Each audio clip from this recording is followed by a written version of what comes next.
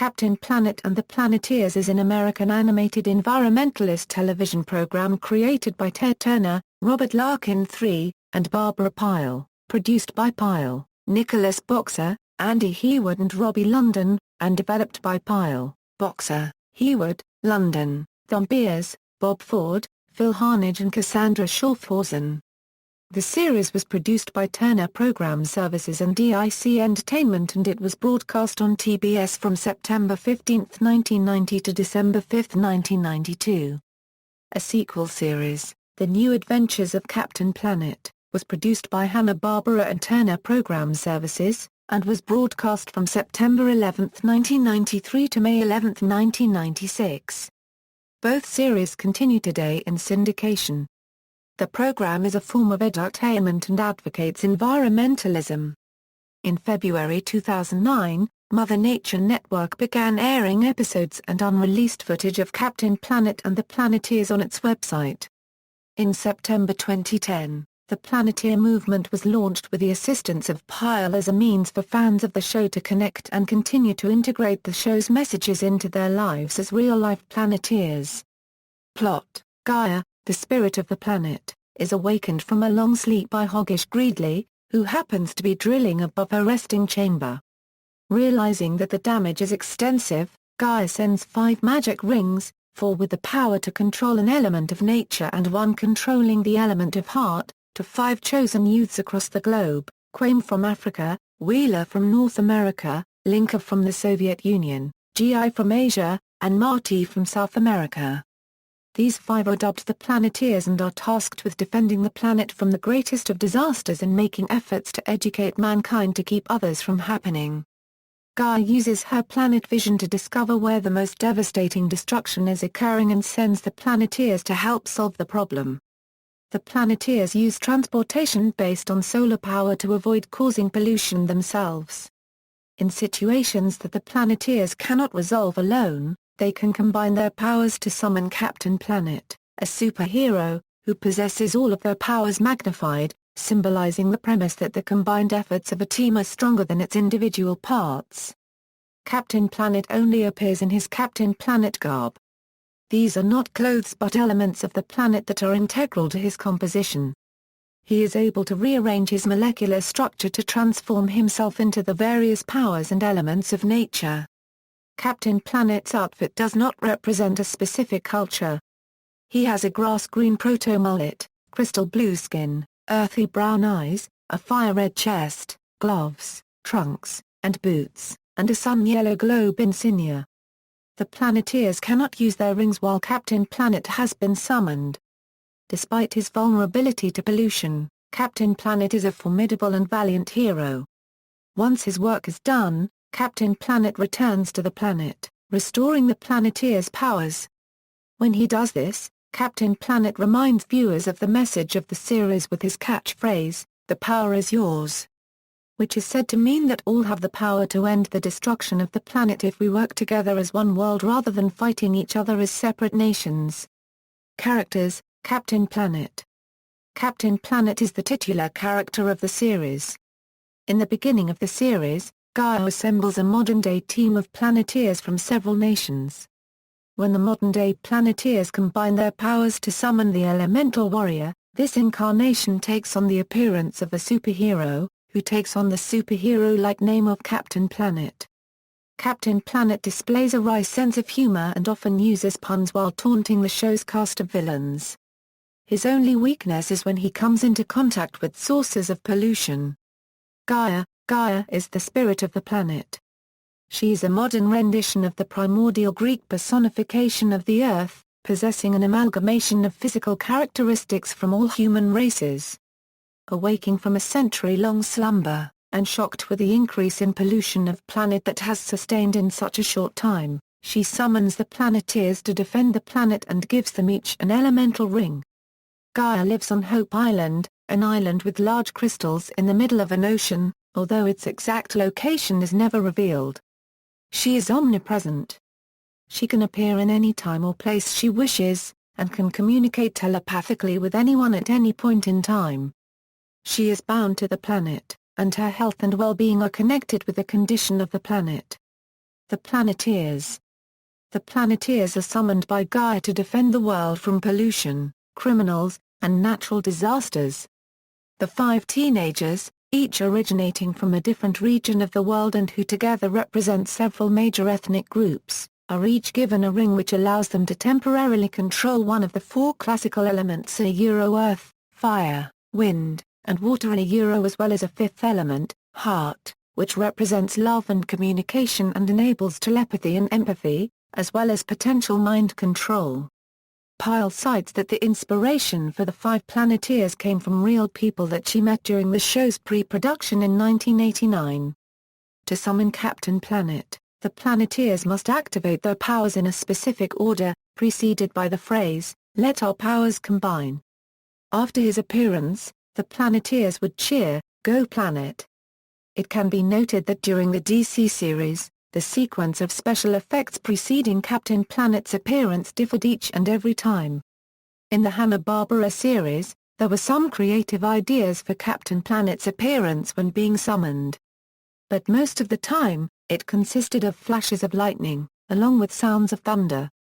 Animation in the DC series was inconsistent, showing some episodes as darker or brighter in color than others, and characters looking different from one episode to the next, and in some cases one segment to the next. The Planeteers' rings are, like Captain Planet himself, susceptible to weakening when in the presence of toxic waste and pollution to the point that they can no longer use their powers or summon Captain Planet. Since the show takes place all over the world, the Planeteers have many methods of travel. The Geo Cruiser is the usual vehicle for the Planeteers. It is a solar-powered flying craft, in the design of a jet. The Geo Cruiser is yellow in color during the original seasons, but during Season 6 it is given a paint job, and is decorated with red. The Geo Cruiser can hover, allowing it to land on top of buildings and in rough terrain. The eco-cycles are stored somewhere on the Geo Cruiser, although it is not known how they are stored, or if they are aboard for every mission. Their engines are not fuel combustion, as that would pollute the air. Most likely their engines are electric, as their engines make a low whirring noise when in use, and they have flashing lights. The Geo Copter is a yellow helicopter the Planeteers will occasionally use instead of the Geo Cruiser. The Eco-Sub is usually used in missions closer to Hope Island. Occasionally, the Planeteers will also use the Eco-Sub to investigate issues out in the middle of the ocean. The Eco-Sub is shaped a lot like the Geo Cruiser.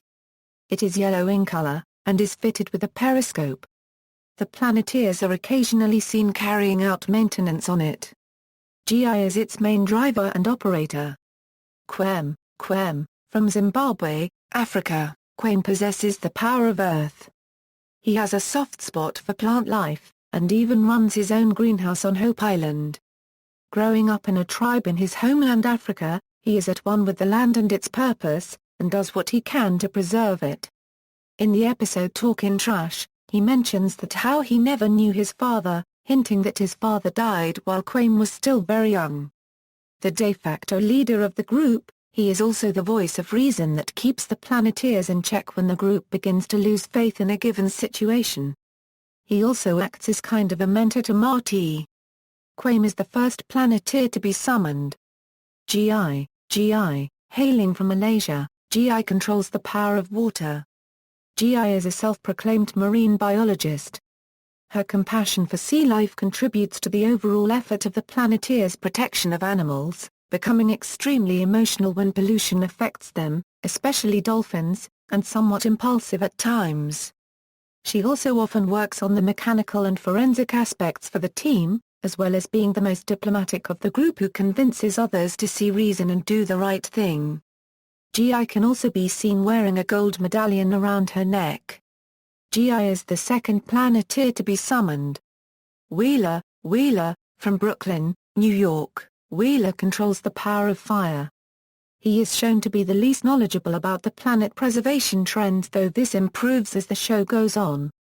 He is exceedingly the most street smart of the group, yet, while having his heart in the right place, tends to get himself into tight spots when acting impulsively. Fittingly, he is sometimes a hothead. In the episode Talkin' Trash, he gets news that his father's liver is shot. Viewers learn that Wheeler and his father don't get along normally, leaving his soft-spoken mother to play peacekeeper. The two seem to connect by the end of the episode by sharing an embrace after his father says he did good. Throughout the series, he openly flirts with and tries to get closer to Linka, almost always having his advances shot down. Wheeler is the third Planeteer to be summoned. Linka, from the Soviet Union, Linka has the power of wind. Linka closely studies bird life and, due to this, is extremely emotional when pollution harms them, due to admiring birds used in the mines to detect gas while growing up as a miner's daughter. Wheeler often tries to flirt with her, and despite more often than not shooting down these advances, is shown every now and again that she too possesses feelings for him, even kissing him in the episode Missing Linka. She is a master of strategy and logic, as well as a computer expert. Linka often uses Russian words and phrases, the most common one being "bozy moi," which she normally says when she's shocked. Linka is the fourth Planeteer to be summoned. Marty, from the Amazon of Brazil and raised by a Kaipo Indian shaman, Marty wields the powers of heart and telepathy to instill caring, passion, and sympathy into the people of the world to care for the planet. He can also use this power to telepathically communicate with people and animals. Marty is also the baby of the team and owns a pet spider monkey named Suchi. Marty is the fifth Planeteer to be summoned. Eco-villains. The eco-villains are a small group of antagonists who cause danger to the planet by committing pollution, deforestation, and poaching. They enjoy the destruction they cause to the planet and the harm they bring upon anyone by any means to obtain wealth, land, or power. Due to conflict among them from their varying self-serving interests and backgrounds, they tend to work alone most of the time, although episodes do show the villains enter into temporary alliances when it suits their plans. Only in a few episodes did the entire ensemble of eco-villains work as a team, with Zam as Kingpin. Each of these villains represent a specific ecological disaster. These include, Hoggish Greedly, a pig-like human who represents the dangers of overconsumption and greed. Hoggish is the first villain Captain Planet and the Planeteers encounter. In the episode Smog Hog, it's revealed Hoggish has a son named Hoggish Greedly Jr. who appears only once. In the episode Hogtide, it is revealed that he has a grandfather named Don Porkaloin who in the past was defeated by another group of Planeteers. Unlike Hoggish Greedly, Porkaloin cleaned the slate and became environmentally friendly as shown in the episode The Ghost of Porkaloin Past. Rigger, Hoggish Greedly's henchman. In the episode The Ghost of Porkaloin Past, Rigger mentioned that he worked with Greedly because no one else would hire him. In the episode Hogtide, it is revealed that Rigger has a grandfather named Rex Rigger who was an assistant to Don Porkaloin. Verminous Scum, the second villain to appear on the series, he is a part human, part rat creature whose human name is unknown. He represents the dangers of poor sanitation and crime. Scum has a personal helicopter called the Geo Copter. Scum is responsible for the death of Linka's cousin, Boris. The Rat Pack, a gang of humanoid rat thugs under the command of Scum. Scum can also control regular rats. Dr. Blighter, a mad scientist with a half-scarred face hidden behind her hair who represents the dangers of uncontrolled technology and unethical scientific experimentation. In the episode Hogtide, it is revealed that Dr. Blight had a grandmother named Betty Blight who assisted Don Porkaloin in his plot. In the episode Hollywast, it is revealed that Dr. Blight has a sister named Bambi. Bambi calls Blight by her first name Babs, a shortened form of Barbara. She is the third villain to appear on the series. Mal, Dr. Blight's evil highly intellectual supercomputer and a parody of HAL, the supercomputer from 2001, A Space Odyssey. Mal has control over computers, and can infect any computer with a virus. Duke Nukem, a doctor who changed himself into a radioactive mutant who represents the misuse of nuclear power. He is one of the few eco-villains, along with Zam and Captain Pollution, able to single-handedly defeat Captain Planet. Nukem generates radiation to fire off radioactive blasts from his hands and possesses X-ray vision. Apogee temporarily renamed the eponymous character of the Duke Nukem computer game franchise to Duke Nukem so as to avoid any possible trademark claims they could face from the producers of Captain Planet. The character was later found to be under no trademark and the games were restored to their original titles.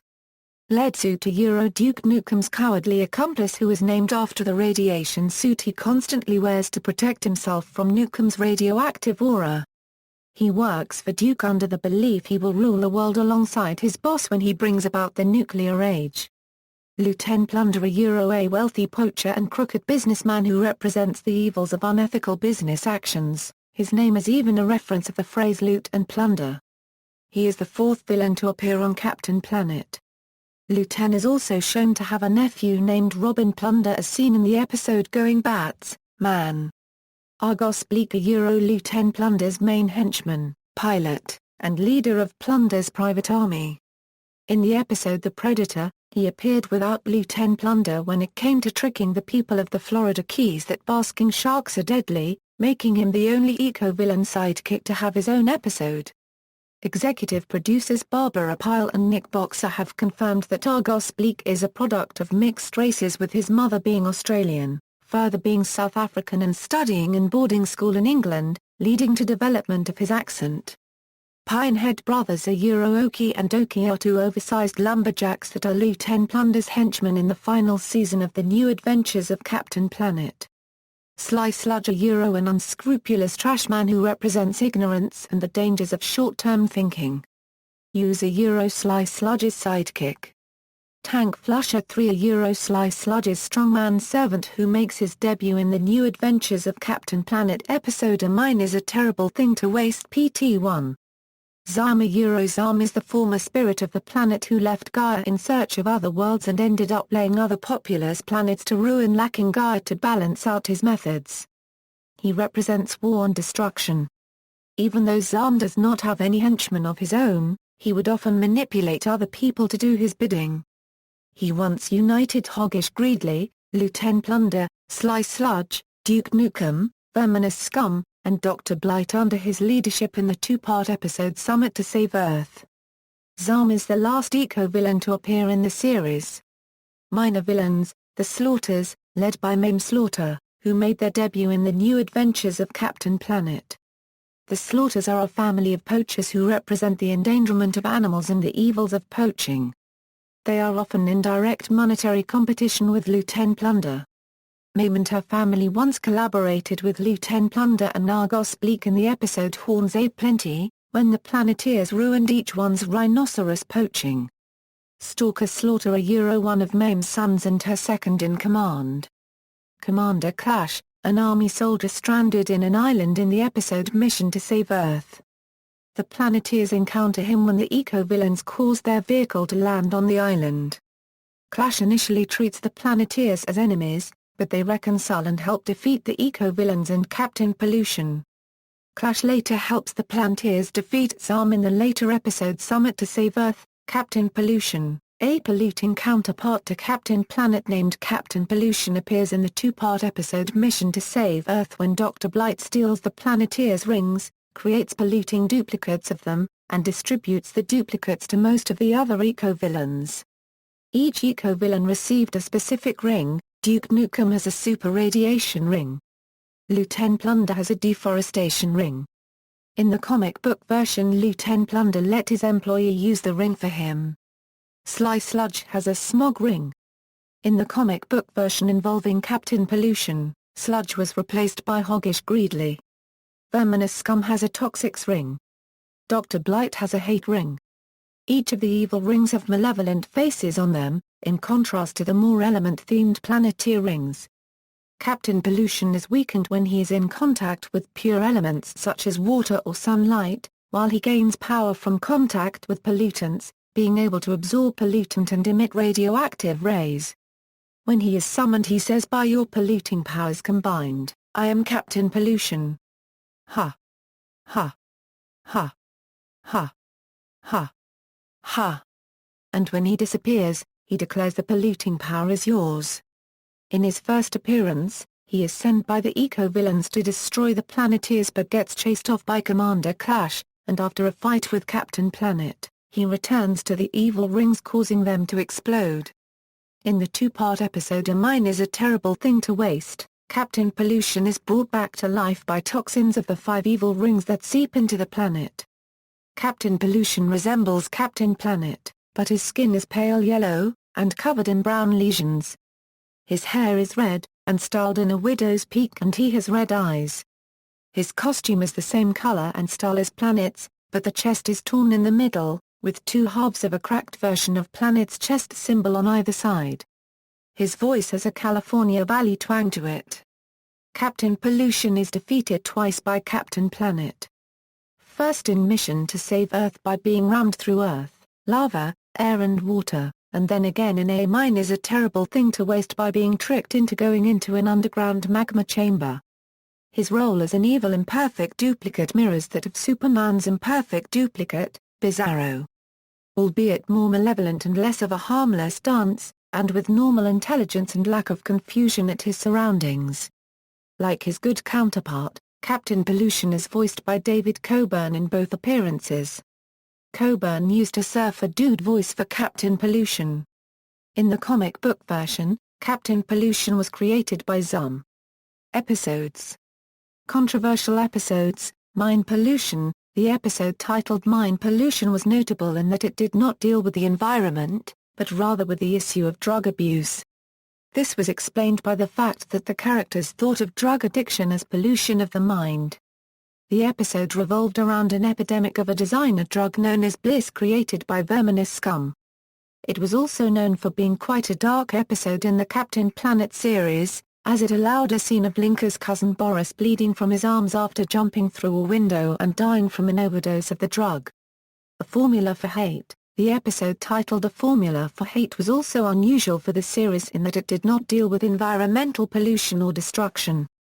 It was also the first episode in an American children's animated series to directly deal with the AIDS/HIV pandemic. In the episode, Scum brainwashes a local community into thinking the virus can be spread through casual contact, and thus causing people to hate and fear a young man, infected with HIV, named Todd Andrews.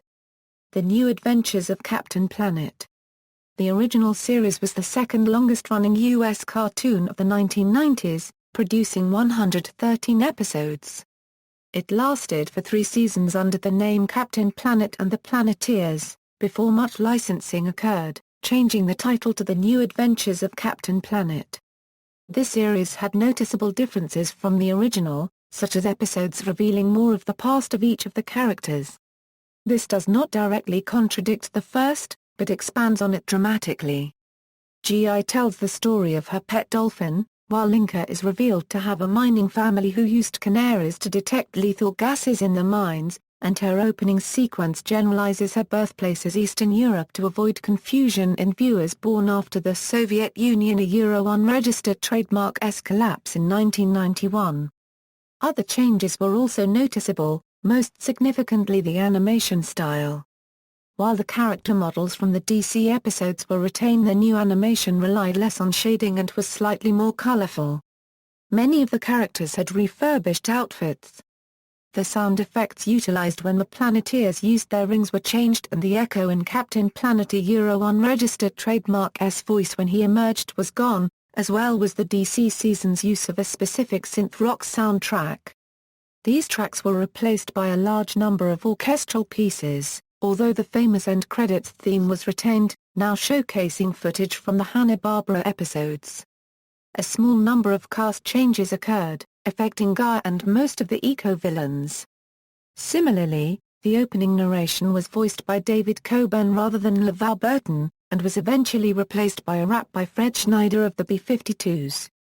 Cast: Heroes, David Coburn as Captain Planet, Whoopi Goldberg as Gaia, Margot Kidder as Gaia, LeVar Burton as Quame, Joey Didio as Wheeler, Kath Soucie as Linka, Janice Kawai as Gi, Scott Minville as Marty, Frank Welker as Suchi, Louis Gossett, Jr. as Commander Clash. Villains: Edward Osner as Hoggish Greedley, John Ratzenberger as Rigger, Jeff Goldblum as Verminous Scum, Morris LaMarche as Verminous Scum, Duke Nukem, Meg Ryan as Dr. Blight, Mary Kay Bergman as Dr. Blight, David Rappaport as Mal, Tim Curry as Mal, Dean Stockwell as Duke Nukem, Frank Welker as Leadsuit, Doki Pinehead, Tank. Flusher 3, James Coburn as Lieutenant Plunder, Ed Gilbert as Lieutenant Plunder S. Scott Bullock as Argos Bleak, Dick Gautier as Oki Pinehead, Martin Sheen as Sly Sludge, Jim Cummings as Sly Sludge, Cam Clark as Ooze, Sting as Zom, David Warner as Zom, Malcolm McDowell as Zom, David Coburn as Captain Pollution, Teresa Saldana as Mame Slaughter, Mitzi McCall as Mame Slaughter, Charlie Adler as Stalker Slaughter. Special guest stars, David Aykroyd, Franklin Ajay, Hoyt Axton, Big Ed Bakar, Christopher Daniel Barnes, Ed Begley, Jr. Dr. Russell's assistant, Preston, Zoning Commissioner, Robbie Benson, Phyllis Diller, Jane Goodare, Copyright. Terrell Zondo, Shanna, Dan Frischman, Danny Glover, Dr. Apollo Louis Gossett, J.R. Commander Clash, Robert Guillaume, Mark Hamill, Cade M. Hardison, Goki, Neil Patrick Harris, Todd Andrews, Phil Hartman, George Hearn, Wheeler's Dad, Earl Holliman, Milton, Michael Horse, Ken Howard, Helen Hunt, Robert Ito, Casey Kasem, Lexel Starvac, Perry King, Ray, Ricky Lake, Mark Langston, Michelle Langston, Oren Leon, Melissa Manchester, Jane Green, Kenneth Mars, Moisha Lokowitz, Marilyn McCoo, Trish Trash, Danica Makala, Lisa, Don McLean, Rita Marino, Kate Mulgrew, Robert Patrick, Brock Peters, Robert Picardo, Lou Rawls, Dr. Rice Tristan Rogers, Caucasian Patrol member, Robbie Romero, Skirunner, Fred Savage, Charlie Schlatter, Hoggish Greedley, Jr. Fred Schneider, Danny Dasledoff, Cree Summer, Karen, Dr. Georgina Carber, Elizabeth Taylor, Todd Andrews' mum, Ted Turner, Frederick Lerner, Brenda Vaccaro, Lark Voorhees, Marcia Wallace, Wheeler's mum, Dionne Warwick, Dr. Russell Dennis Weaver, Josh, Dusty, Bob Weir, Floyd Red Crow Westerman, Old Indian, Vanna White, Laurie Saunders, Paul Williams, Kidjo, Jonathan Winters, Eco the Clown, Gene Would You Bet Your Planet Announcer, ANNDI McPhee, Bitsy Blight. Music. The show's intro theme was composed by Tom Worrell.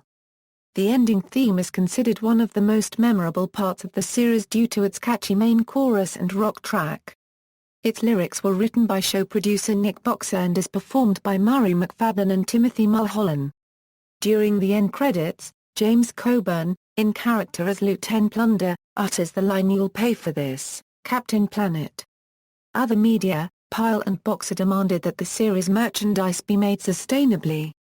Because of this, several of the companies producing Captain Planet-themed merchandise had to completely overhaul their means of production to manufacture recycled and recyclable products. Toys. As with many popular cartoons, Captain Planet had a line of action figures and vehicles. Released by Tiger Toys in 1990, the line ran for several years, long enough to tie into the New Adventures series. The toys were repackaged and sold by Grand Toys in Canada and Kenner throughout Europe. The toys were of average posability, with a common 5.0 euro neck, shoulders, and hips. Finding a comprehensive list of what was released is difficult, since not all toys shown in the initial retailer catalog were even released. The collector's market is small, the toys being somewhat rare on eBay. The Captain Planet Foundation still sells a small number of them online, however. There may have also been further foreign variations of certain toys which may be even more difficult to catalog.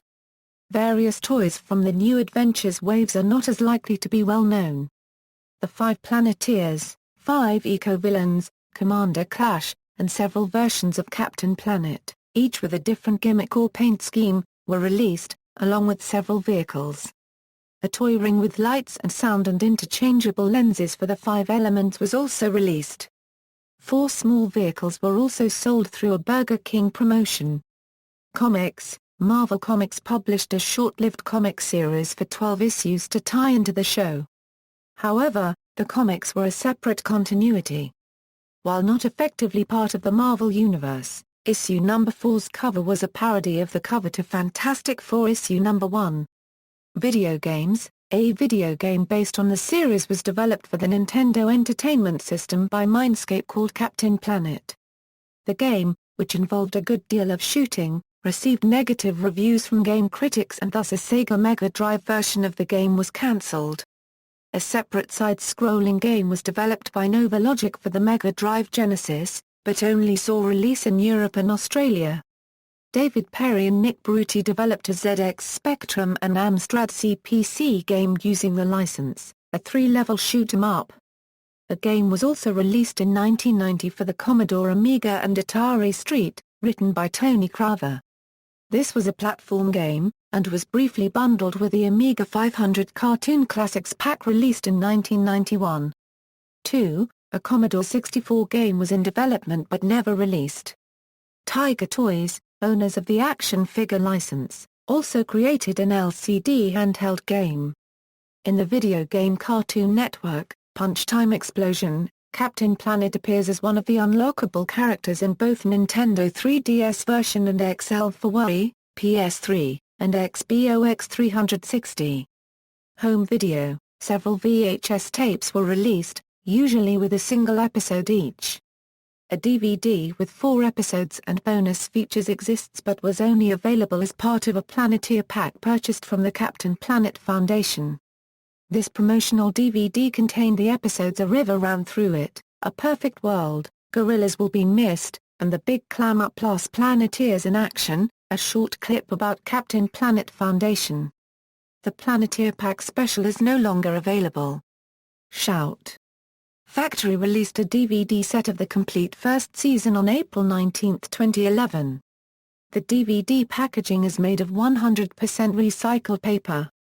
Films. Planet, Boxer and Pyle wrote a film adaptation of Captain Planet in 1996, originally titled Planet.